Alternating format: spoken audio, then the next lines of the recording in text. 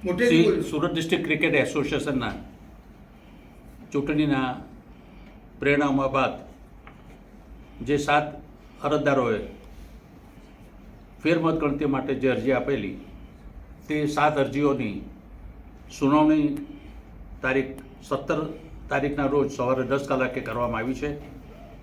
એમાં અરજદારોને સાંભળવામાં આવ્યા છે અને સામા પક્ષે ચૂંટાયેલા ઉમેદવારોને પણ સાંભળવામાં આવ્યા છે. આ બાબતમાં તમામને વિસ્તારપૂર્વક સાંભળ્યા બાદ આ અરજીઓ જે અરજદારોએ કરી છે એ ચૂંટણીનું રિઝલ્ટનું જાહેરનામું પ્રસિદ્ધ થઈ ગયા બાદ 36 કલાક બાદ અરજીઓ તારીખ 15/4ના રોજ 4 અરજીઓ પ્રાપ્ત થઈ છે. 16/4ના રોજ વધુ 3 અરજીઓ પ્રાપ્ત થઈ છે.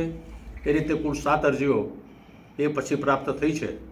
અને ચૂંટણીના નિયમોમાં સ્પષ્ટ રીતે દર્શાવેલું છે કલમ નિયમ 22માં કે ચૂંટણી પતે એટલે તરત જ આવી કોઈ ગણતરી માટેની અરજી હોય તો ચૂંટણી અધિકારીને આપવી જોઈએ. તેવી કોઈ અરજીઓ 15 તારીખ સુધીમાં ચૂંટણી અધિકારીને પ્રાપ્ત થઈ નથી. એટલે આ અરજીઓ અત્યારે હાલના તબક્કે ચાલી શકે નહીં એવું અમે આ હુકમમાં માન્ય રાખ્યું છે. બીજી વસ્તુ, અરજદારો જે અરજી કરી છે તેમાં પ્રાઇમા ફેસી ફેરમત ગણતરી કેમ કરવી જોઈએ તેના કોઈ સ્પષ્ટ કે તાર્કિક કારણો આપ્યા નથી અને ફક્ત 2 પ્રકારની અરજીઓ કરી છે. એ પણ ધ્યાને લીધી છે.